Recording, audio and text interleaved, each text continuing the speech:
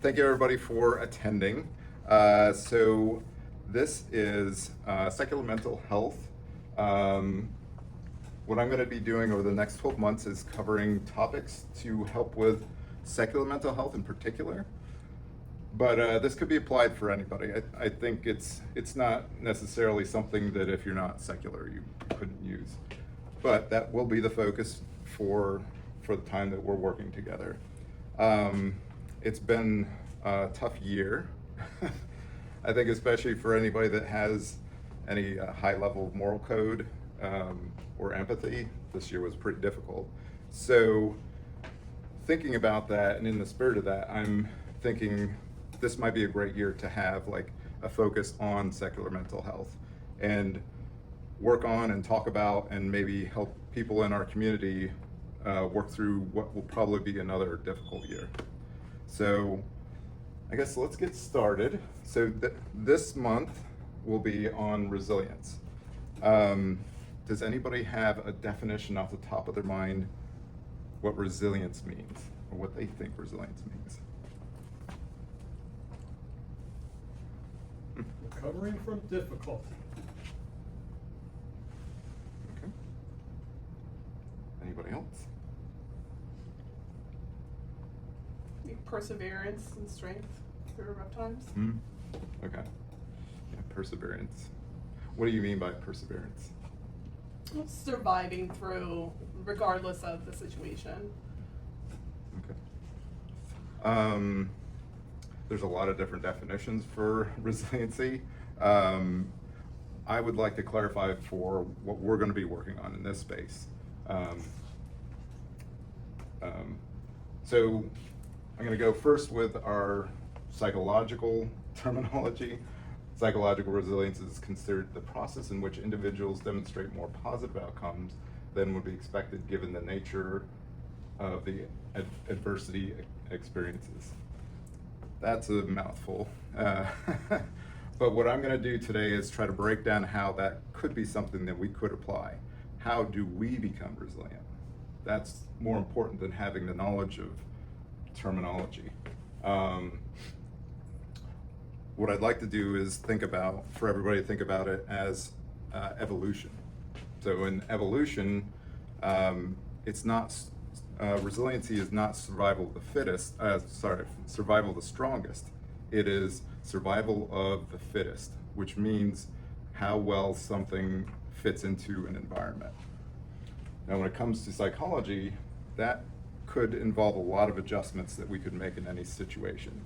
So what I want to focus on today is finding what those could be and how we could possibly use them. So a good way to refer to resilience is to think of it as a strength. So I'm trying to think of if I want to define it further, but now let's go with this right now. Resilience and strength. Can anybody think of something that is their strength that may give them resilience? Good health. Good health? Okay.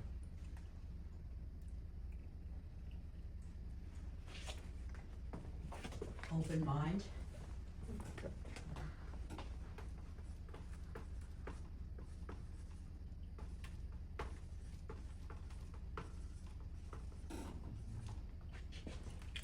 No, exactly the right term, but a strong sense of self.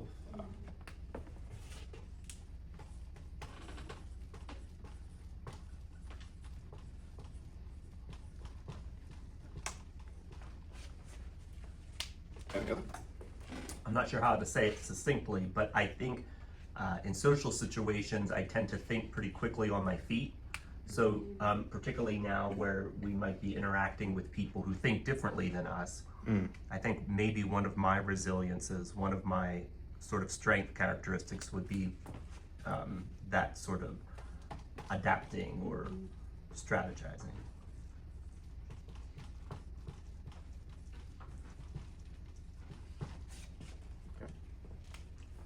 Empathy.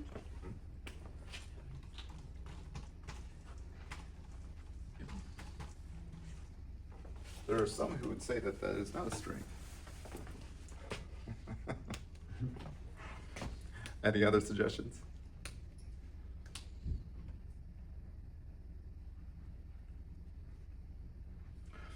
So, keeping with secular themes, what I want to challenge everybody to do now is, these might be stuff that we could potentially identify as resiliency strengths. Are they exclusively secular? It's a good question. Let's compare and contrast. So over here, I want everybody to think of what might be a resilience for religious people.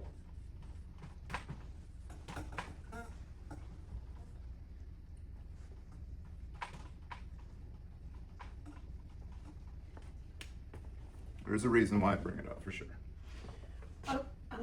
Moral compass is probably not the right terminology, but they would have some kind of ethical code Ethic code. as to what is right or wrong. Can a secular person have an ethics code? Oh, absolutely. But I would say that's probably what a religious person would struggle with, someone that's not religious. I think the automatic assumption is they don't have a moral compass or ethics. Right. Faith fall into that? Faith could potentially be. Somebody could use their faith in something that something will be true to get through something that's difficult. I was gonna say sacrifice, just coming from my mom, having been raised very Christian, which I no longer am. She always talked about, always making sacrifices, and I feel like that had to do with her beliefs as well, her faith. That would be something that good to explore maybe a bit further, not that we have to, but I would argue we also make sacrifices in the secular community as well.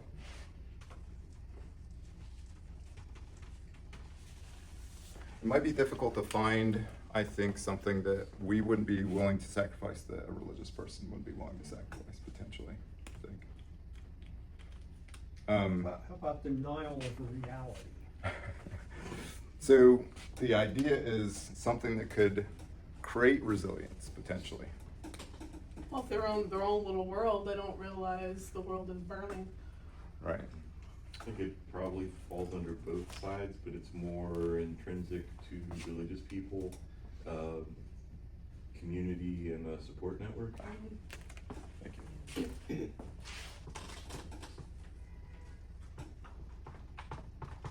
I was hoping somebody would mention that, because that is a huge resiliency variable. We also have community. 2 M's in community. Thank you. I could think of lots of large words, but I can't spell them.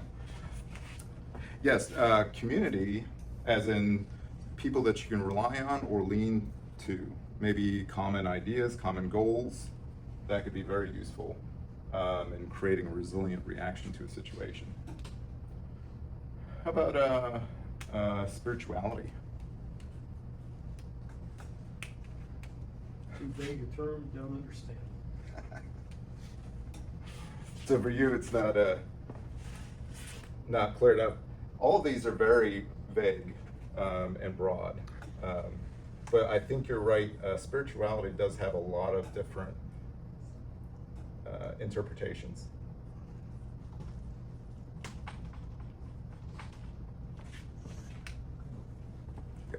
Spirituality made me think of another word, worship.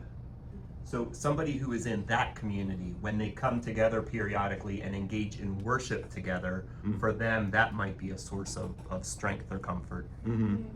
And I think that's a great example. I put that under community because anybody could do that. Say you really like a certain band, Pearl Jam or something like that, and when you're there in the pit and everybody's singing, everybody does kind of feel all like we're in this together in those moments, which it could be exactly the same or very similar to what might be felt in church. It's that sense of community, connection. I personally would define spirituality as a perception of connection. So that's more of a psychological way of looking at it. Some believe that there's an actual energy extension to all things. So I want to be clear that I have a different definition in that regard. So there we have a good list of different variables that could create resilience. Would all of these work for every person in every situation? Can I use spirituality to possibly get through a hard moment, say in the next couple of weeks? Me personally, Sure. Absolutely not. No? No. Well, That- I guess depending on your, For me, no. spirituality is such a weasel word that. Yeah. For me personally, absolutely not. That is an unusable strength. In fact, it wouldn't even be a strength in my world. That's the right way to look at this is things that would be strengths for you would likely be something that you could use in a situation, maybe in the future. Like a ethics code, I could probably pull that, and that could really help me out. Say if I'm trying to write a paper and I want to make sure it's up to speed, and you know the teacher's going to grade it real well, I'm going to need to follow a certain ethics code, and that'll help with my resilience in keeping to my task.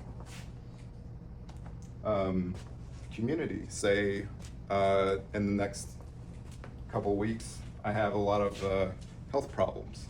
I can lean to my family potentially to help see me through, so until I'm well again. That would create resiliency for me.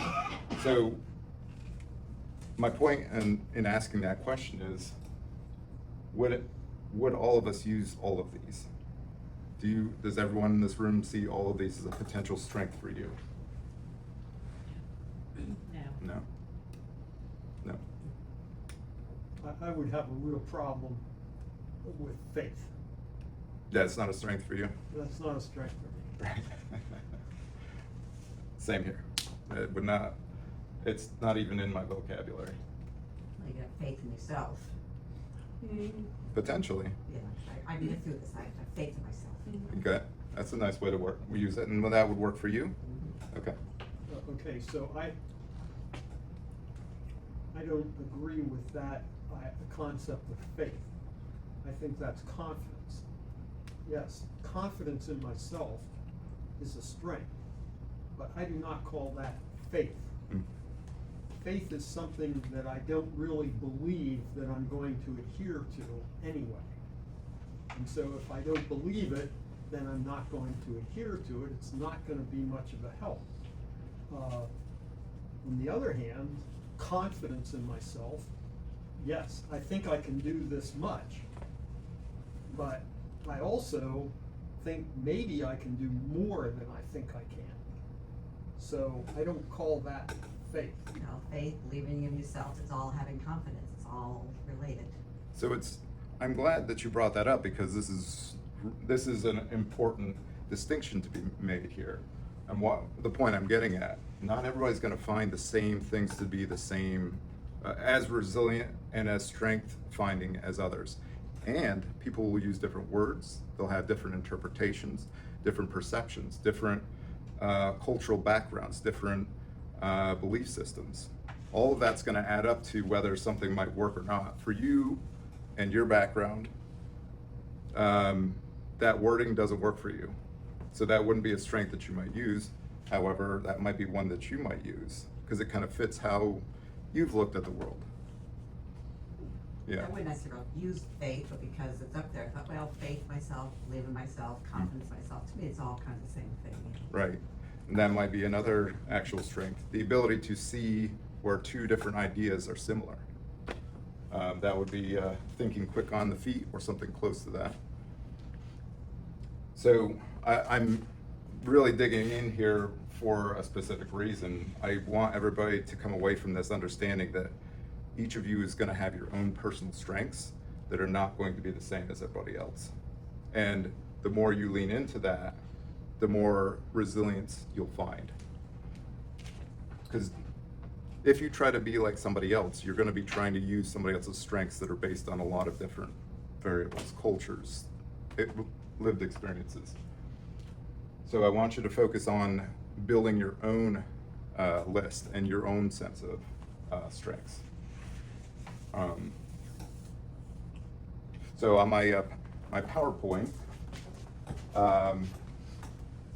so what I'm trying to make the point of is having intentional resilience, or finding your own strengths and using them in a certain kind of way for the different situations. That's what's going to create the most resiliency. The better you know yourself, the better you know your abilities and the environment, the more likely you'll be able to identify and lean into your strengths and have a more resilient result from the situation. So we're going to do a thought experiment, and we're going to work it out for each individual person. Well, we're going to discuss it, but nobody, you don't have to all talk about what yours is. I meant to say that differently, I apologize. So please turn to the next page. And what I want you to do is think about your top 4 main strengths. Things that you find to be your most resilient strengths, that you use the most often, maybe that you lean into the most, or just the ones that come to your mind for today. Like from this list, or? No, your own personal ones. These are kind of, I meant this to just be an example, but the truth is, I actually have a list that's very different from this, except for a strong sense of self, which I'm going to put on the board myself. So the whole purpose of creating a chart like this for any person is to put things on paper to get it kind of in your mind, so you can kind of assess it and think about it instead of it just kind of being a passing thought. This forces you to kind of actually work on it and think about it. Just a little technical bit of the psychology that I'm using is called ACT, or acceptance and commitment therapy. I think it's not for everybody, but I think in particular our community, it's really, really valuable, and I think a lot of us seem to really respond to it. So, everybody have enough time? Okay. So, this is a thought experiment, something that you can do to kind of explore this idea of where your resiliencies are and how to use them. So in my chart, these aren't my exclusive only resiliency strengths. I think probably various people could probably list a bunch more that they think about me, which is really good as a community. You can get feedback. But my number 1 is sense of self. Hands down, because I've really worked on myself and explored how I think and pushed myself to become a better person, that's gotten more and more clear over time. So when it's time to be resilient, I have a struggle or a situation, not knowing where to go next, potentially, I focus on, so what would I do? That might sound familiar with some people say, what would Jesus do? This is what you should be doing. What would you do in a situation? The more you know who you are, the more likely you're going to make a decision that is probably at least ethically aligned for yourself. Next one is probably my willful nature. So I have had a lot of struggles in my life, and by being willing to actually face those, I've beat some pretty hard ideas that to this day I find inspiring and impressive for myself. I can always look back on those events and things I've done and be like, yeah, I did that. Having a strong community, that is super, super helpful for me. My wife is very, very strengthening. We challenge each other. I have several other friends that challenge us, each other, and we kind of grow. We've grown together. I have PA Nonbelievers. We have a large community that we've really grown over the years together with. Having that is really helpful for a lot of different situations you might not have thought that you could deal with, but with more people, it's not you taking it all on.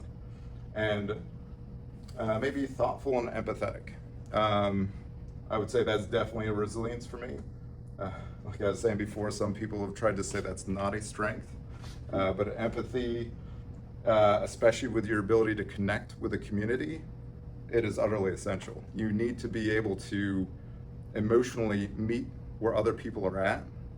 If you cannot do that, your ties and your connections with the community will be a lot less. So whoever says that, they are incorrect. Empathy is a strength. Being thoughtful and considerate of others, that is also a very resilient variable for me. So does anybody have any ones they want to share, strengths that they have? I came up with mindfulness, Mm-hmm. which is kind of sense of self, because I think of that as like self-awareness and understanding why I think or feel the way I do. Mm-hmm. But I think it also applies to maybe a little bit outside of that, of just being mindful of others as well, but not just kind of coasting along on autopilot, on that kind of reactive mindset, but to stop and think like, oh, what do I do here, instead of just reacting to what happens. Mm-hmm. Yeah, that's a good example. Anybody else have one they would like to share?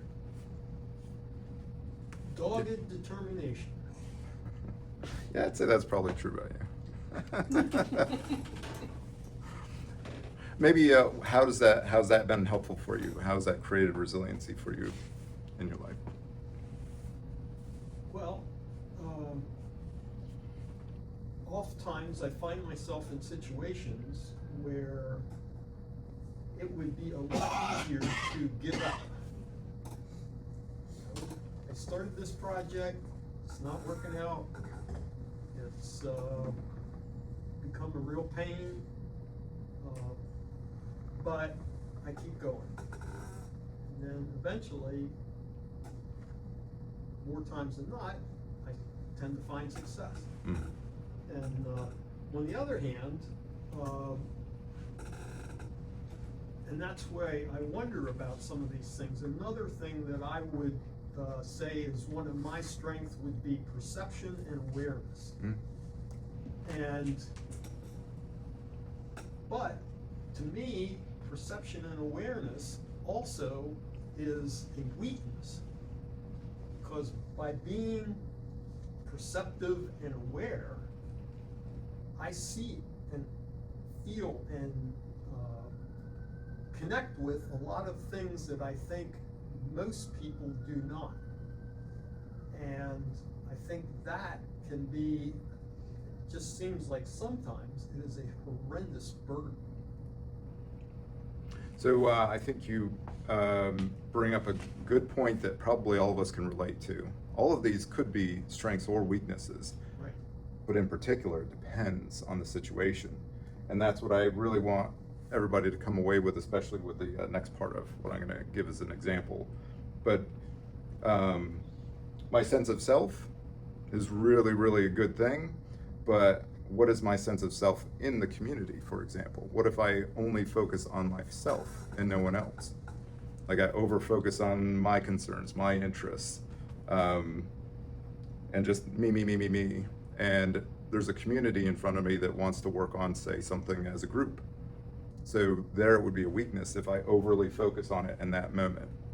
So thinking about and using your strengths at the right times, the strategy of this to create the resilience, that's what's key.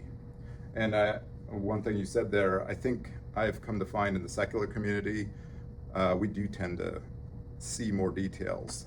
Like that's kind of a thing that I've noticed anecdotally, but I would say probably most people would agree with that in our community. I would say that's probably why a lot of us did move out of our religious beliefs. There's just points where it just didn't make sense anymore. We're like, wait, I see this difference here, so no. So I think most of us have a story like that in the secular community. We have a tendency to be focused on those details. It needs to make sense. Anybody else with an example? Compassion, Compassion. caring. Yeah. Yeah, I would agree with that for you. Yeah, you're definitely compassionate. Can that be a weakness sometimes? Oh, yeah. What situation might that be a weakness for you?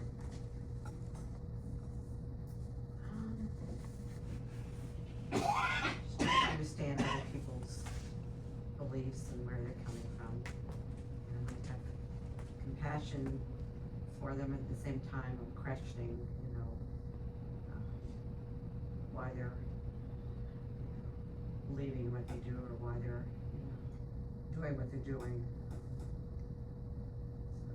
So, I guess it can positive and negative impact, It could be an internal struggle for you sometimes. Yes, Yeah. definitely. Yeah. So what I want everybody to try to do now is either you can imagine it or you can put something right underneath the resilience. Think of a situation that is difficult for you, and then think of which one of the four, or maybe a combination of those, that you would lean into in that situation to find a potential solution. Say, for example, I have somebody come up to the tabling event, and they ask me a question like, you're going to hell because you don't believe in God. This happens actually regularly at our tabling events. Which one of these four will I lean into in that moment to give me the resilience to respond in a way that will have the best outcome? Sense of self. Potentially, yeah. What is the best outcome? Thinking of those kinds of things beforehand or during is really helpful. In my sense, if somebody comes up and has that kind of a statement to me, best outcome for me is to help them understand me. I know they're coming from probably thoughts that they've been ruminating on for hours or days or years. Maybe they want to get me. I gotcha. But for me, when people come to my table, I want them to understand us better and walk away thinking, oh, okay, this is what the secular community is about. So yeah, my sense of self, who I am already, my confidence, that may actually be very, very helpful in this situation. Having other people at my table that are also very strong and or presenting as we are a strong community and there's a united front there, and that person can see that, and we're all very supportive, and make jokes maybe, and maybe somebody says a bit of information that kind of helps with the situation that the person brings up. Being thoughtful and empathetic, that is probably what I'll lean into most to, because I have to step away from myself to try to get into their mind. And I have to somehow think of how they're perceiving the situation and what they're trying to get out of it. And somehow I have to meet them in the center for both of us to have some feeling like we're going away from this in a strong kind of way. So my empathy and my thoughtfulness is going to be very, very important. So if you guys don't mind, think of a situation and see how you might use your strengths to create the best resilient outcome.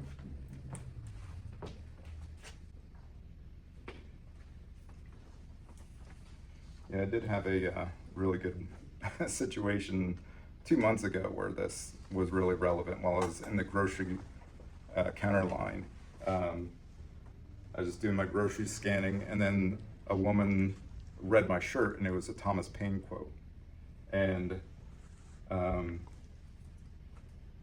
she said to me, I think she thought because I was white that I would probably agree with her.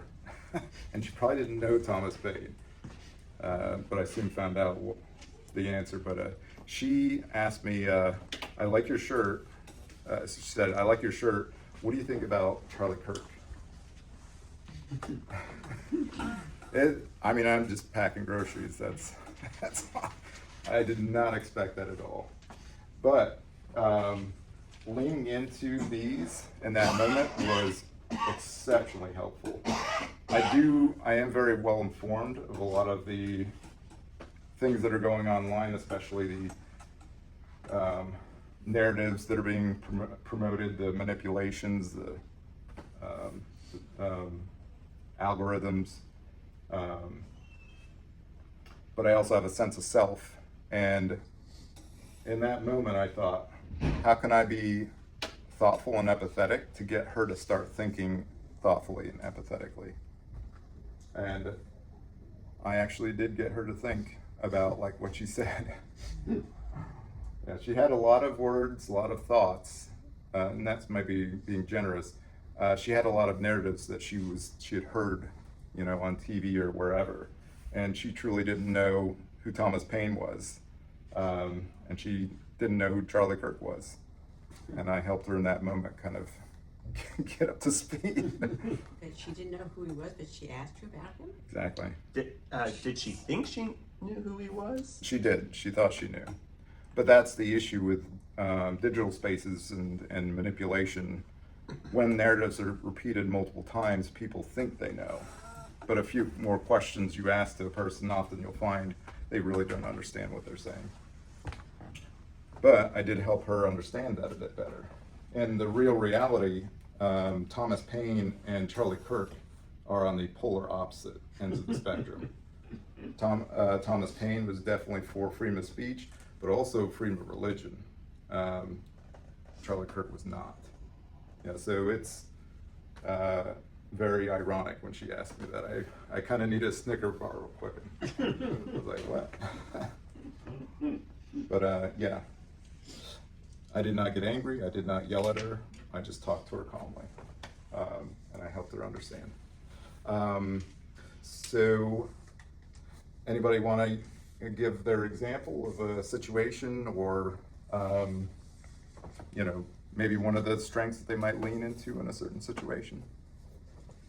Well, Yeah. the other day, I was at, I'm possibly taking some, learning how to play an instrument, but I was with a group of women, most of them I think were religious, and one of them saw my symbol here, Good Without God, my badge. And she asked me, what does that mean exactly? And all of a sudden I felt like I was being, she was being confrontational. I was like, is she gonna yell at me and tell me I'm gonna go to hell or something? I just said it means that, I do good things without believing, in the higher power. And I just said I'm an atheist and I just don't feel I need a God to be a good person. Mm-hmm. And then that was the end of the conversation. But I used my sense of self, like I know what I believe, Right. but I was afraid she was gonna start confronting me about it, bringing it back to the end of our rehearsal, but she didn't say anything else, so I was kind of glad. Nice. That's a great example. Yeah, probably your confident sense of self and in your statement probably made her feel like, okay. Because we do have a lot of people come up to our tabling events and they think they've got us with like a question like, what are you gonna do when you die? And they think it's the first time we've ever heard those questions. But then when we have a really quick, easy answer and it's deep, a lot of them go away with like, okay, that's not what I expected. Yeah, so these are strengths that can create resilience in different situations for sure. Anybody else with an example? Okay, so here's something that I would not put this first in my strengths. I've been trying to get an air filter from Advanced Auto Parts, a new store in the town where I live, for 2 weeks. I've been there 4 times now so far. Each time they've said, oh yeah, this is the one. So wait, let's check that. Oh no, it isn't the one. So I've been back and they say, oh, we'll order it. We can order it. Oh yeah, the store didn't have it. Now 2 came in. Each time it becomes, oh, geez, yeah, this isn't it. And so I feel that I have said, how important is this? This is not something that I should get too excited about. Gotcha. These guys are just trying here. You know, they aren't probably the top of the rack. And so I should give them a little leeway. So I wouldn't put that at the top of my strengths because, Josh, as you know, I can be an exceedingly harsh critic. I'd say that's true. Uh, But you give a good example of, so you can at times use that resiliency skill there of like talking yourself down, like actually glass half full, whatever we want to call it. You're focusing on the positive or not on the negative. And that pulls you out of something that may sometimes be a weakness for you, where you over focus on being critical. Well, right, because I was, it just struck me that there are probably a lot of people who would have gotten really pissed off and left and been unhappy about this. And I Sometimes. thought, is this really worth being unhappy about? I mean, it's a little bit of an annoyance, but it's not something, it's not like trying to take Greenland by force. You know, that's something that I think I could get excited about. But this didn't seem that way, and so I wouldn't put it as a strength to be that sort of evaluative, but I think I have kind of handled it moderately. I think that's a really good example. Yeah, where we use these for resiliency, I think we would be surprised at how much we use them throughout the day. But that could help you feel even more confident about who you are and what you're doing. We're using resilient techniques all day long. Once you know yourself, know those techniques, and figure out more strategically where to use them, you'll get even better at it. It does take practice. It's definitely something that's not a you're born with kind of thing. Some people have promoted it that way. Resilience, like health or genetics. Somebody's born with lots of muscles and they're real tall. That's just one of multiple things that could create resilience. But you have multiple different experiences, social challenges. I mean, look at any person, any situation, they probably go through so many challenges in a day that we'll never ever know about because we're not living that life. So, if you could, so that is the presentation for today. Resiliency, the reason I started with resiliency is because all of the other ones that I'm going to be covering tie into how to develop resiliency. Resiliency is kind of a global thing that you have to continually work on, you can improve on. It's not a static ability. If for any of the MTG fans in the house, it's something that can change and should change, especially as you get older or different situations that you have. You're going to need to change them up because all your strengths change over time. So being aware of that, recognizing it, and growing with that will improve your resiliency in the long run. I have a couple of sites that you can go to learn a little bit more about resiliency and explore it a little bit more. What I've covered today is not even 0.001%. There's so much research, so much stuff out there, so many techniques, so many different therapies and counselors that work with this. So there's a lot of stuff to work with out there. So next month, I will be working on sense of self. Technical term is metacognition, which is awareness of how you think. So I appreciate everybody coming today. Hopefully we'll keep this up for the whole year, and I'll be posting all of these on our website, So if you want to check them out and see them next month, expect them month after month.